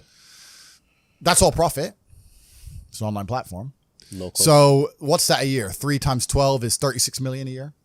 So, and then if you're going to put a multiplier on a business, there's different ways you can do it. If you're going to do you can do a 4 times multiplier, et cetera, et cetera. But tech companies usually get an 8 times multiplier, and it's usually an 8 times multiplier of the turnover, not even the profit, right? Mm-hmm. So that's my turnover, but my turnover and profit the same thing. So it's easy to value at a 10x, right? Which is 36 times 10 is 360, or an 8x is 300. That's crazy. But I'm never going to sell it because I won't sell it because it's mine. 1, 2, I don't need money. And 3, I don't trust anyone else to teach the things that the things we're teaching actually work. It's not going to be some vanilla bullshit, right? It actually works. And I also think like a lot of these people, a lot of these wealth gurus and crap online, they don't teach shit that really, really works. A lot of them also just teach mindset because mindset is an easy cop out. They'll sit there and go, I'll teach you how to be rich with mindset. They'll just tell you to be mindset. And you'll be like, at the end of it, you'll be like, all right, cool. Where's the money? I'm ready now. I'm positive, G. How do I get paid? Right? We don't do any of that. We're like, okay, here's how you get paid today. Do this. And there's people who are in there who think they're too smart to listen and they don't make any money. And then there's 16-year-olds who join humbly. I don't know shit. I trust Top G. You said make TikToks. Safe. Boom, boom. And he's buying his mama house. Yeah. So like, it's all about that. A lot of people with no money are really, really arrogant. I know a lot of broke people who are very arrogant. They'll come along and go, I think that's a scam. Oh, do you, Brokey? Oh, Brokey thinks it's a scam. Oh, tell me again about how my online educational platform, the biggest in the world, which I've built when I'm flying around in my private jet. Tell me again about how I'm out here to scam you of your fucking 36 pounds. It's dumb because they're arrogant, and their arrogance is a shield for their laziness. People will shield laziness with anything. No one wants to admit they're lazy. So they'll shield it with disbelief. Ah, that's a scam. Or I don't work hard, I work smart. Bollocks. More cover. For just anything it takes to say, I don't want to work. Do you believe in that? Work smarter, not harder? I believe in both. Yeah. But there's a time when it comes to work smart. And most people are trying to do the smart work before they do the hard work. It's kind of like talent, right? You don't notice if you're talented at something until all the hard work's done. Yep. I could be the most talented tennis player in the world, but I don't play tennis. So if I go down the tennis court, Joe Schmo is going to smoke me. I don't get to see my talent until I've worked so hard that I'm in the top 1%, and now I'm beating them because I have some God-given gift. Yeah. You understand? Yeah. You have to do the hard work first. If there's no hard work, there's no smart work. So someone's going to sit there and go, I work smart, I don't work hard, so I only have to work an hour a day. If working smart gets you a lot done in an hour a day, then you should work smart for 12 hours a day and get 12 times the work done. I am absolutely and utterly a believer in hard work. I'm a proponent of hard work. I have all this money and all I do is work. My entire life is work. This podcast is work. I'm getting in the car and going to another meeting. Work. I'm going to fuck a bitch. That's work. She's going to be on my arm at the fucking Cannes on the film festival. That's more credibility. I consider it work to fuck her. That's work. I want to go to the gym so I'm in good shape. Work. It's all work. My entire life is work. And people don't want to look at life that way. They want to talk about work-life balance and being lazy and all this crap. I don't believe in any of that. I believe in if you want to win, you have to outcompete the man who's prepared to do nothing but work. It's player versus player. If you're going to sit there and go, I don't want to work more than an hour a day, well, the guy who does want to work more than an hour a day is going to beat you. And no matter how smart you are, there's always a smart dude who's doing the same smart work you are for more hours than you're doing it. That's just the nature of the game. And this is why we talk about things like passive income. Passive income's a fucking scam. I'm tired of people coming to me saying, I want to make passive income. And I sit there and say, what methods of passive income would you say is a scam? It's not about it being a scam. It's about the mentality towards it is a scam. Look, everyone loves passive money, right? I make money as I sleep. Yep. I get it. You need to de-link your time to your money because if you're only working for money, you run out of time, you can't make enough money. I understand all those principles. My point is, if you have no money and you're coming to me saying, I want to make passive income, why are you not making active income? Get up off your ass and work first. Because there's no such thing as completely, truly 100% passive. You're going to have to check on it. You're going to have to maintain it. You're going to have to find a new tenant for that property. You're going to have to make sure that DeFi crypto farm you're in doesn't go to zero. It's not a rug pull. Yeah. You're always going to have to keep an eye on it, right? But the idea that people with no money are already so concerned with making money without work is amazing to me. You should be worried about active income. If you show me, if I'm a brokey and you show me how to make $1,000 an hour, I don't sit there and go, okay, but how can I make that passive? I go, cool, I'm making $18,000 a day because I'm going to work. Dude, you don't need to worry about passive income until you have no more time. I look at passive income because I have 18 hours a day I work. When all 18 of those hours are done and my workload still isn't finished, I have to find a way to make some of those income streams passive, either via staff or whatever else. Yep. And that's how I work smart. I use all of my time, and when all my time is done, now I have to become more efficient so that I can get more done within the same time frame. To sit there and say, I don't want to use my time, so I want passive income is dumb shit. The 16-year-old making 45 grand a month, if he was to sit to me and go, I don't want to make the TikToks, I want someone else to do it, make it passive, that he wouldn't be making any money. He's just working. You have to just work. At some point you have to bite the bullet and just work. So when someone comes to me talking about passive income and they're a brokey, I'm like, you are just lazy. you are lazy. You will never get anywhere. Lazy people never get anywhere in life. Doesn't matter what it is. Doesn't matter if it's tennis or money. If you're lazy, you're never going to get there.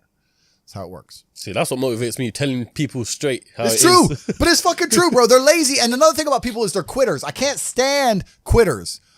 We have a thing inside Hustlers University. If someone unsubscribes, I ban them. Is it? Yeah, you're not allowed to rejoin. Yeah. And they email me like, "Oh, sorry, I had a problem with my card. I want to rejoin." Da, da, da. I don't need members. I got money. I do not need your membership. I do not need you. It's not a business where we need you. You need us, right? So if you're the kind of person who's going to quit because it's hard, then fuck off.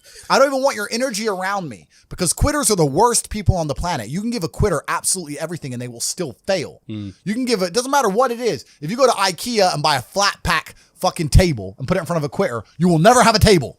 He'll look at it, it's just long, and he'll quit. Quitters can have every single advantage. Quitters can have all the information. Quitters can have all the tutelage. Quitters can have a mentorship. Quitters can have someone who messages them every morning, "Hey, bro, let's get it." And guess what they're going to do at the end? Quit. They ain't never going to have shit. So if you're a quitter, I don't even want you even inside my organization. I don't want quitters anywhere near me, because you're never going to be successful.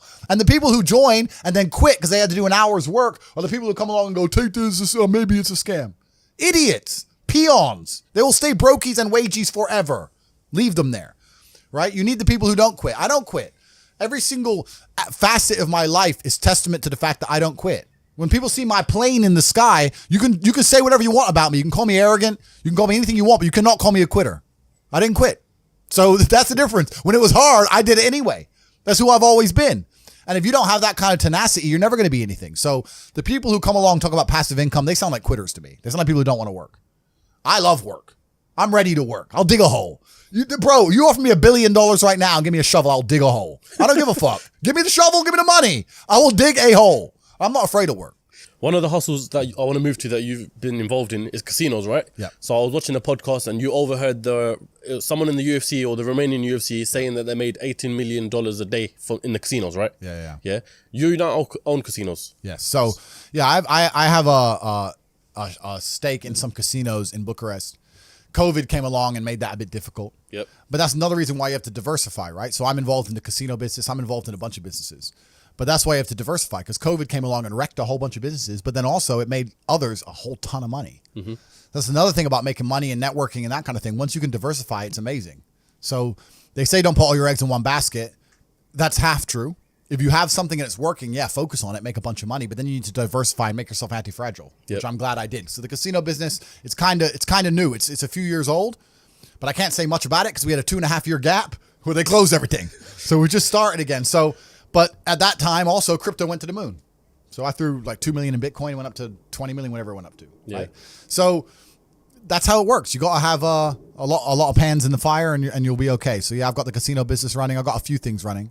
Got the war room as well, which is something else that we can talk about later on. So I've got a whole bunch of stuff going on, but also diversification becomes very easy when you have a good team. It's amazing. Every single thing I talk about ties back to things we've already talked about before. We talked about having good people around you, right? So how can I run all these casinos while I'm not even there? Well, I got people around me who can do things for me. I got a good team of people. If you start with a good team, you're going to make it. That's really true. Brotherhood in and of itself is so valuable. If you sit around with 20 people and none of them are lazy and none of them are snakes, you're going to be fine. So you need to have people you can give word. This guy's in charge of this thing. That guy's in charge of this thing. Delegate people, different roles, different tasks. Absolutely. You got to have a team. You got to have a network. And my network is so strong. That's one of the big advantages I have. I have people around me who I can genuinely, seriously trust. I want to ask you something, yeah? Sure. Everyone always asks about best advice you've ever received, right? Yeah. What's the worst advice anyone's ever given you? That's a good question. I've seen a lot of bad advice on the internet. What's the worst advice anyone's ever given me personally?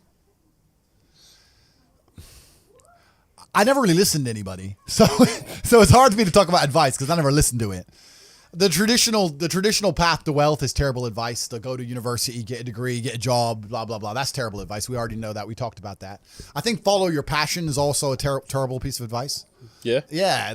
People say, hey, man, you need to find what you're passionate about and do that. And what they're trying to say is only do what you like because you have no motivation to do anything else. And motivation in and of itself is a scam. I don't believe in motivation. I believe in discipline. I am not motivated to do the things I'm supposed to do every day. I don't wake up full of like joy that I have to go to the gym or that I have to work or got to deal with crap, I don't feel motivated to do them. I'm disciplined. I do them regardless of how I feel. Whether I'm in the mood to do it or I'm not in the mood to do it, it gets done. That's discipline. Discipline's a real thing. Motivation is fleeting. Yeah. You're never going to be permanently motivated. So when someone comes along and says, oh, do what you're passionate about, what they're saying is you'll have endless motivation and then you'll be able to try hard. If you're the kind of person who can only try hard at something he enjoys, then you're going to fail. Because most things you enjoy don't pay any money. If they paid money, you wouldn't enjoy them. It's called a job, right? Nobody likes their job. You like your hobby. I'm sure you like playing video games. Maybe 1%, 0.1% can make money from video games, right? Most people, you ain't ever going to make it. Yeah. Do you think the guy in China who owns a concrete plant is passionate about concrete? Do you think he's sitting there stroking it at night, naked in bed? Fuck no. It's money. Be passionate about success. If you're passionate about money, then you can be passionate about anything. I'll be passionate about any business on earth that pays me. If you pay me $1 billion to dig that hole, I'll be very passionate about that hole. I will dig that hole with passion for the cash. Yeah, because you know the cash. For the money. Yeah. That's right. So when people come along and say, oh, you need to find something you're passionate about, follow your passion. Bro, you're going to follow your passion to the fucking food bank. You're never going to make any money that way. You have to sit there and go, what is going to pay me? And I often talk, there's another thing we teach inside of Hustlers University and also the War Room. The War Room is a network I have, which is a level above HU. Mm-hmm. Everything I've talked about with brotherhood and people you can trust and capable people, that's what the War Room is. The War Room are people who have come along and we've all agreed, very much like me and Tristan have a relationship. It's 2,100 men now in 72 countries, and we've all basically signed a contract. We're brothers now. So I have 15 businesses operating inside of there. Businesses are opening all the time. No one's ever been snaked. No one's ever been robbed. It's just 2,100 guys making money all around the world. We're doing everything you can possibly imagine, bro. From selling olive oil to private jets, you name it. We got it all going on. So this is serious. It's very much like the Freemasons, but cooler. Yeah. So that's the War Room. So we got the brotherhood aspect as well. But yeah, it's all about people. It's all about network. That's the truth about it. You know what I want to ask you, yeah? There's a lot of clips of you, giving stories of where in scenarios anyone else would have died, something like that. There was a story on Tate's Beach, right, where you're driving the 911. Yeah. Some guy in a super fast comes past. Yeah. If anyone else was driving, they would have died, yeah? Yeah. Where does this killer survival instinct from Tate come from? I think the world is a violent place. I think there's violence all around us. I think that I view the world in a violent way.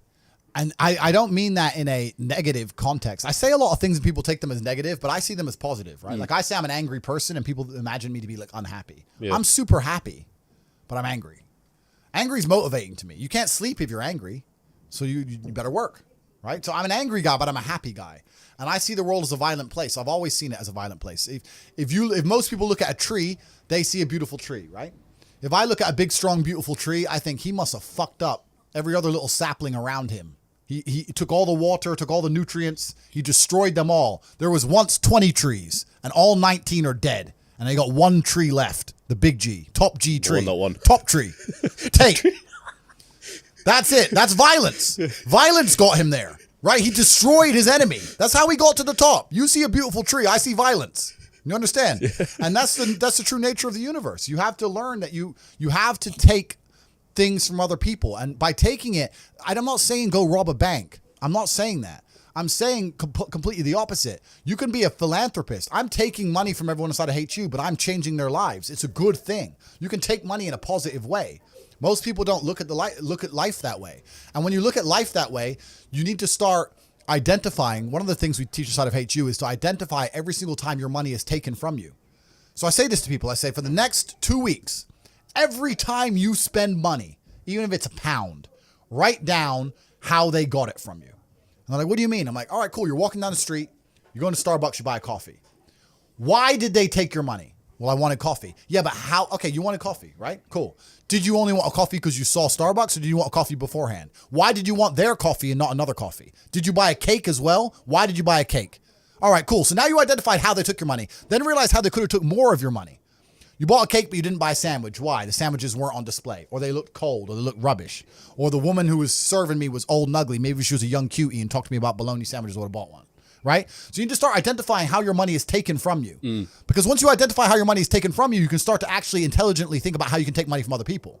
If I had to open a coffee shop, if I sit in a coffee shop, right? If I sit in Starbucks, the whole time I'm in there, not only am I thinking about how they got the money from me and how much I spent, I'm thinking about how I could outcompete them. I'd sit there and go, okay, cool. I'm in Starbucks. I spent £5.68. I got a latte and I got a donut, and I'm sitting here, and that business place, that commercial property right across the street is available for lease. How could I outcompete this coffee shop, which just took my money? What's the profit margin on this £5.68? How much did this cost them? The coffee, pennies.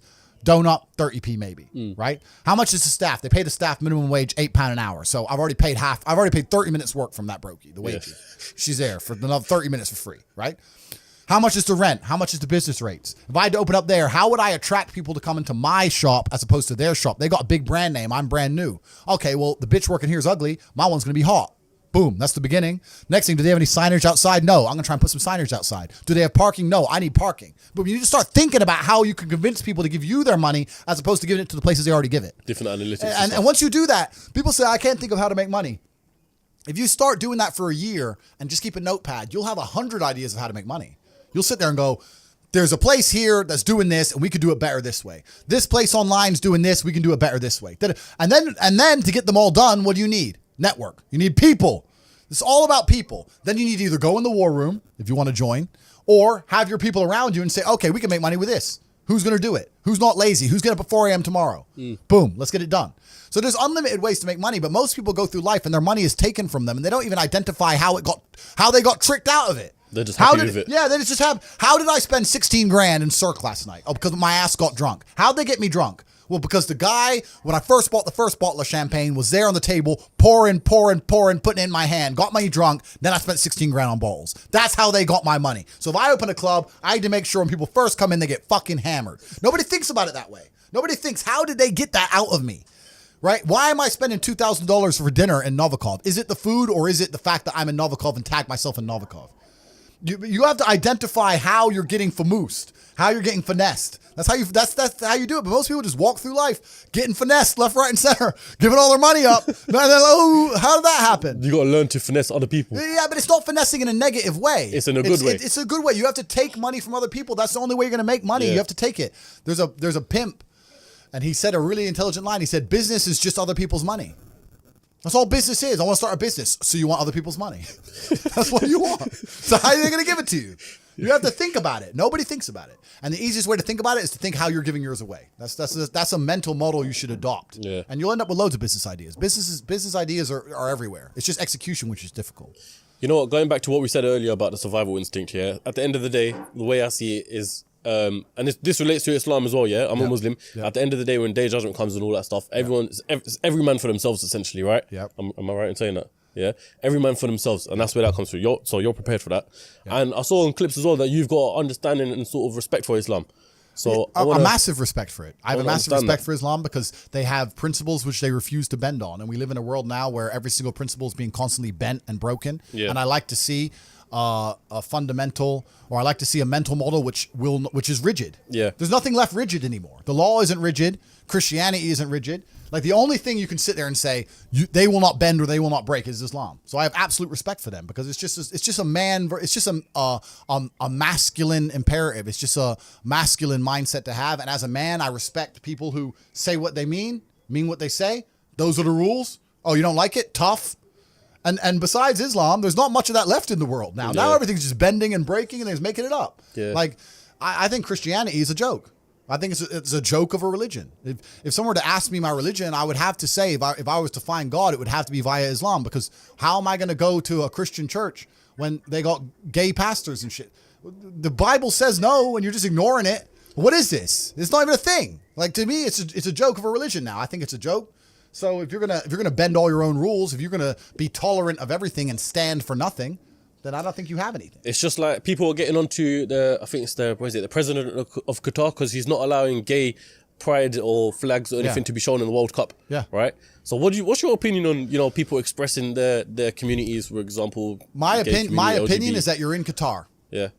So no, but I'm talking about in general though. Yeah. In general. People expressing their happiness for gay pride and stuff like that. The problem is, and I don't want to come across as homophobic, and I want to get this video taken down either, but the problem is that a lot of these things are not what people think they are. There are people who think so surface level. The people inside the matrix think surface level. They sit there and think this is only about accepting what gay people want to do. I don't care what gay people want to do. I'm not homophobic. I don't give a shit what you want to do. It's not about that. What's actually happening is that the New World Order and people who are in charge of the world are using certain agendas to enforce. They're using them as a disguise to enforce hidden things. You understand? It's like the Green New Deal. They come along and say, global warming, global warming, global warming. They pretend it's about the planet, but really it's about just raising taxes to the sky, locking you in your house and taking your car away. They don't give a shit about the planet. It's a disguise. So the people who are in charge of the world are using certain agendas, which they don't want you to argue against, to sneak in a bunch of other legislation and a bunch of other rules. And the whole pro-gay acceptance thing is exactly the same. It's nothing to do with gays. The people who are in charge of the world don't care about anyone but themselves. They don't care about you, whether you're gay or straight. They're not interested. What they're interested in doing is controlling the minds of people and affecting the way people operate in a way which is beneficial to them.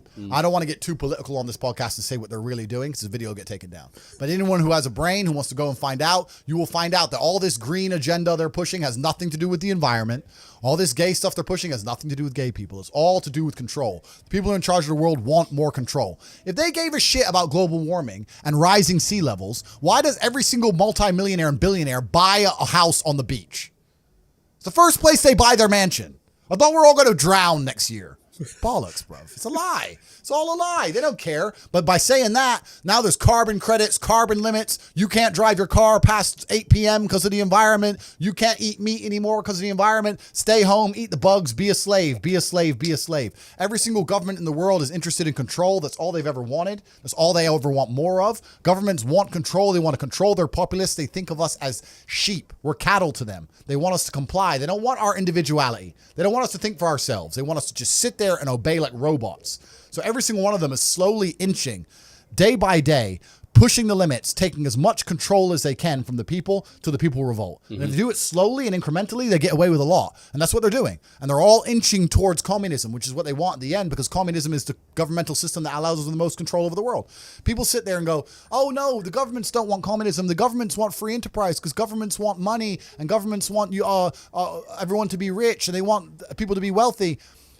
This is beyond money. The people in charge of the world print the money. They don't care about money. They don't care about economies. They don't care about taxes. All these things are brokey considerations. When you print the money, do you think you give a shit if the economy is good or bad? You print the money. You don't care. What you care about is when you click your fingers, do people obey you? That's what they want. They want power. Power, yeah. That's what it's really about. The whole world is about power. So when someone comes on TV and tells me I'm supposed to believe something, you need to believe this about the planet. You need to believe this about the gays. You need to believe this about this virus. You need to believe this. I sit there and I look at it and go, why do you want me to believe this? Do you think, why? It's a lot. And sorry, you got me started now. Sorry, bro. But it's like, why do you want me to believe this? Do you want me to believe this because it's good for me? Or is it because it's good for you? Are the rules made for the benefit of me, or are they made for the benefit of the people who make the rules? And you sit there and you understand that all of it is programming. All of it is a lie. They want you to believe things that are not true, like go to university, get in debt, sit there, learn or get a degree. That they want you to believe all this crap so that you are as enslaved as they can make you. This is all they want. And I understand that. So whenever they come along with anything, this is not about gay people as a whole. Don't give a shit. Any agenda they try and push on me, I know is not for my benefit. I know it. So I reject basically all of it. I was going to say, do you think that people expressing mental health and depression is part of that? Mental health and depression is an interesting one. I've got a conspiracy theory behind this one as well. All right. Well, mental health and depression is an interesting one because, like, you look at Tyson Fury, right? How can you not respect the heavyweight champ? Gypsy King, G, right? And he was talking about how he was depressed and how he fought his way out of it and everything. Huge respect for the guy.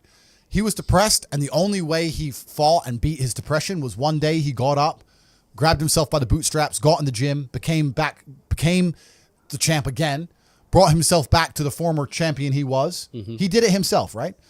And I think that that's really the only way any of these things can be beaten. I think if I were to talk to Tyson or Tyson were to talk to anybody, he'd say the same thing. He'd say, look, end of the day, even if you're struggling, it's you that's going to have to get up and get the work done and change your life.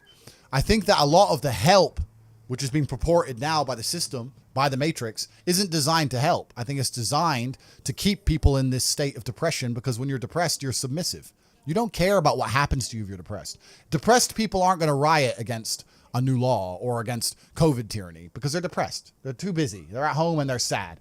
I think that keeping everybody in a degree of semi-neutered depression, semi-sad, is good for their ability to control all of us. So when they go on the TV and say, you're depressed, it's a disease, you can't fix it, there's nothing you can do about it, it's not your fault, I think they're just trying to reinforce in your mind that you're never going to get better. I think if they really cared, they'd say, like Tyson Fury says, you're depressed, but you can beat this. You can do this. I don't hear them saying that very often. They just sit there and say, everyone's depressed and it's normal. Accept it. And I don't accept that. I don't accept that. I don't think people should sit there and accept that they're sad. Change it. I think only you can change it. That's what I believe. I'll save my my theory for off camera. Yeah, all right. We don't Tyson turn up here. Yeah, literally. This episode is brought to you by ExpressVPN. ExpressVPN is an app that reroutes your internet connection through their secure servers so your ISP can't see the sites that you visit. So why would you want this? You know, there might be times where you're on holiday, for example, in Dubai, they don't allow you to go on some sort of websites, even some basic things like WhatsApp. Well, when you connect to ExpressVPN, which I have done before, it works perfectly fine, just as it should. And not only that, but ExpressVPN also keeps all your information secure by encrypting 100% of your data with the most powerful encryption available. Most of the time, I don't even realize I've got ExpressVPN running. It's so seamless that you would never notice anything. Literally, all you got to do is tap one button and you're protected. And the benefit is it's on all devices as well. So whether on your phone, your laptop, your tablet, your smart TV, whatever the case may be, there's no excuse for you not to be using it. So what are you waiting for? Protect your online activity today using the VPN rated #1 by Business Insider. So visit my exclusive link, expressvpn.com/CEOcast, and you can get an extra 3 months free on a 1-year package. Once again, that's expressvpn.com/CEOcast and get protected today. So click the link in the description to learn more. A female wanted me to ask you a question, right? All right. Is there ever going to be a day, I can see you're already prepared for this one. Is there ever going to be a day, yeah, where you have one woman settle down for the rest of your life and eventually, you know, have kids, carry on the Tate bloodline sort of thing, you know? Because it seems like, you know, you're surrounded by females all the time. So is there going to be a day where it's just one? Perhaps. Yeah. It's not going to, I'm not pro or against that. I live life very logically, very objectively. If there's an advantage to only having one female, which I'm sure there are some, I can name them already, then yeah, that's the decision I'll make. If I think there's an advantage to having more than one, then that's the decision I'm going to make. Some people really need a female in their life because they need that kind of stability and direction and motivation. I'm not that guy. I do not need a woman to tell me to go work. I do not need her to tell me to put the video games down. I do not need to be cooked for and mothered. Like, it's nice if she does, but I'll survive. I did all this myself. I'll be okay. Like, the menial tasks you complete, I can hire somebody to do. It's not a big deal. I absolutely believe in love. I believe in family. I believe having kids is an amazing thing. But does that mean I'm ever going to live the completely traditional, I'm at home, wife says come home? That's never going to happen. That's not who I am as a man. If I have a woman who I love with all my heart and we have children, I'm still going to be out till whenever the fuck I'm out. I might be gone for 2 weeks. I'm out. See you in 2 weeks. And if during those 2 weeks I meet a big BQ, whatever, it is what it is. Doesn't mean I don't love my woman at home. Doesn't mean I'm not going to come back to her. But I'm just true to my instinct as a man. I don't think I should apologize for it. I think a lot of people are socially conditioned to apologize for things. That's not me. Society says I should do X. Well, society says I should do a bunch of dumb shit. Everything society tells me to do is wrong. So now society's going to sit here and say that I'm a bad person if I fall in love with a woman, we have a child, I take care of her financially, she's safe, the child's safe, I love them both, I spend time with them, and sometimes I'm away with my brother and there's a couple chicks around. Does that make me a horrible person? According to society, get fucked. Don't care. I do what I want. That's what I want to do at the time. That's what I'm going to do. My question to her at the back of this is, if you was to have a child, yeah, obviously, essentially, they'd be born into money as well, right? Correct. So what would you leave behind for your child? My kids are broke. They are brokies. Yeah? Yeah, because they ain't going to get the lessons any other way. You know what? It's actually different. So if I had a daughter, my number one concern wouldn't be spoiling her. Because I think spoiling a chick isn't even a bad thing, really. I don't think it affects their mentality nearly as much as a man. But the problem with spoiling a woman is, if she has too much access to money, a man's going to get hold of it. I've been around, bro. I know. If let's say I had a daughter and she's 18 and she has access to a bunch of money, her boyfriend, whoever the fuck he is, if he has any game, is going to be in the club on my money, driving her fast car with no insurance. PS5 paid for. You know what I'm saying? She'll be buying him nice presents and shit. So that what annoys me about the chick. So she can't have any money because I don't want some fucking side dude getting it. Yeah. My son ain't going to get any money because I don't want him losing his hunger. I want him to grow up broke I want him to go through all the struggles I went through. I want him to suffer. I want him to have that fire. Now, I had some major disadvantages due to the fact that I had absolutely zero access to money. My family was completely broke. So I will give him some advantages. Let's say like when I was a fighter and I was fighting and I couldn't pay the rent. If my son, when he wins his fight, I'll give him a financial bonus myself for winning. But he still has to go win. Yeah. You understand what I'm saying? My kids are not going to be born into any kind of wealthy environment, into any kind of money. When I have children, I probably won't even raise them in a Western country because I think Western countries are soft. Bro, if I have boys, I want them growing up in deep Russia. Hardcore ones. Yeah, with like in the mountains with the goats. Like just running in the snow barefoot. Khabib ones. Yeah, I want monsters. That's what I want. I don't see the point in having to send them to some private school to sit around with a bunch of fucking toffs. Yeah. I don't see that. I think the best education in the world comes from the streets and comes from hardship. I don't think a private school can teach my kids anything that I can't teach them or that they actually need to know. You know? So when I have children, their lives will be very, very hard. And I also think that a father's job, this kind of ties back into what I was saying earlier when you're saying about having one woman and a family, etc. I think a father's job is to be a role model, not a second mother. A lot of fathers think that they're a good father because they're home every day. I'm not saying don't spend time with your kids, but I think you're also a good father if you live a life of exceptionality and that you lay a blueprint for your children to want to follow. My sons are going to grow up and see me and how I live and want to be like me. That means they're going to have to need certain attributes, right? If I'm home every day changing diapers, it's not happening. It's not the same. Yeah. You know, like my dad was barely around, but he was a superhero to me. And I wanted to be like the superhero. So it's not so much about with a female, with a mother, it's about the quantity of time. With a father, I really think it's about the quality of time. The mother does the diapers, the food, the basic tenets of life, right? But the true exceptionalism is going to come from the father. And to do that, you need to be a role model. And if that means you have to be out conquering the world, you're going to be out conquering the world. That's how it goes. That's it. Cool, Tate. So my last question for you, and I think everyone kind of wants to know this as well, yeah? The man that we see on social media, the man that we see right now, yeah? Is this all just an act? It's a good question. Is this exaggerated? Who is the real Andrew Tate? No, this is the real me. I have a showbiz version. Like, I don't walk around my house with my chick talking about the Matrix is out to enslave us, right? Yeah. She knows it. I've said it a few times. She already knows the story. So when it's just me and her, I don't have to sit her down and say, listen, bitch, you went to school. You're a dumbass. I don't have to do that, right? There's a time and a place. Yeah. But it's all very real. These are the things I say. These are the things I believe.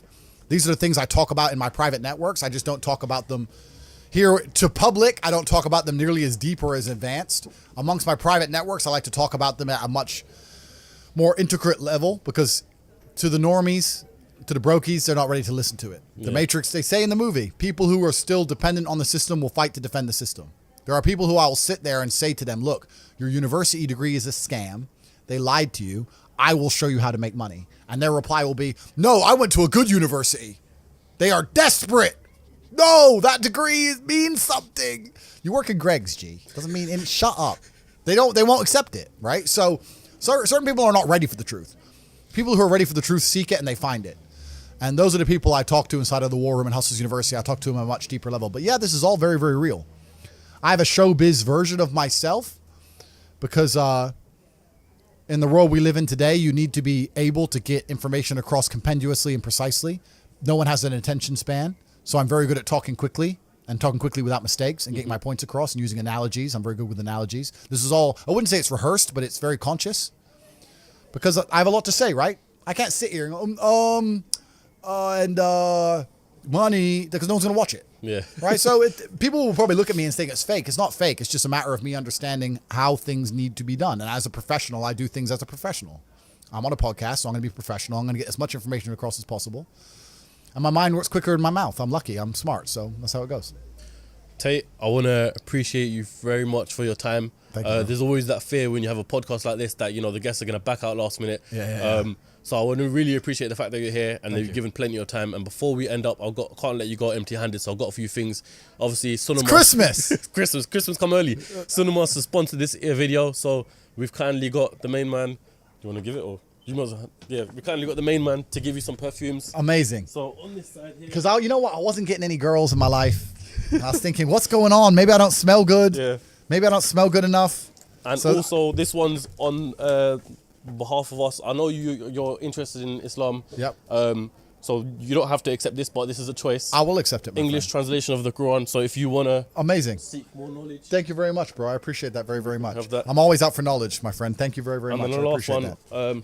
this is a little story actually. Someone gifted me these cigars and I don't usually smoke cigars, right? Okay. So I was like, yeah, cool, I'll smoke it on a special occasion. So I Yeah. think it's only right that we probably end this podcast with a cigar. Let's do it, bro. Yeah, you got one? You want one? Yeah, if you have one, Yeah? I'll take it. Thank you. You have a lighter? No, I don't. You got a lighter? My lighter's in the That's car. what we need. My lighter's in the car. Need a lighter if we have one. Let me try this smell. Yeah, this one's the one, man. This one's a special one. Yeah? Because I'm going to... Thanks, I need you to do me a favor. Sure. Wear it and say only top G's wear this. All right. I got you. I'll make something happen. I'll get the shear on. I'll put the thing and I'll spray it. No, I got it. All right, me and Tate are going to smoke the cigars now. So I hope you all enjoyed the episode. Listen, we need 20,000 likes and share this to people that you want to share it with. Because I reckon this podcast might get taken down soon. So we need everyone to see this podcast. Tate, appreciate your time. Yeah, thank you. And I'll just do a little final bit before I put this on and take all the bitches, put them all on the jet. Yeah, like truthfully, I just want to, the last thing I'm going to say and the reason I do these podcasts is I actually think the world is quite a bleak place for men nowadays. I think that the societal path they've laid out for most men is a sad one. I think that all men like the idea of conquest and like the idea of being high status and being rich. And they're telling you that you shouldn't be those things and you shouldn't do those things. You should just go to school, get a wife, sit at home, happy wife, happy life. And it's depressing and it's unhappy. And I promise everyone that there is a degree of happiness, but as a man, that happiness comes from freedom. And freedom does require money at some level. And you're going to have to get out there and get paid if you want to be free as an individual. And once you're free, you're going to be happy. So if you resonate with any of the things I said, please don't DM me on Instagram. I get 5,000 DMs an hour. I can't read them. Like, I'm trying to find the pussy. Bro, I go in there. I go in the message requests. I'm scroll, chick. Okay, accept. Delete. I don't have time to read all that shit, right? But if you're going to join Hustlers University, you can begin to make some money. And if you're actually serious about brotherhood, about working with people, about networking, about understanding how the world really works, if you already have a little bit of money or you're starting to make money and you want to find a way to attribute that towards your freedom, then that's what the War Room's all about. And we'll see you inside of there. So I'm very accessible as a person. You can find your way to me inside of the networks, but don't DM my Insta because I'm not going to be able to see it. That's how it works. Fair enough. All right, everyone. I hope you all enjoyed the episode. Tate, once again, thank you very, very much. Sweet. We need some clapping. Come on, people. Come on. What's that about? That's it. Lovely. Good one. Awesome, bro. Yeah. Awesome.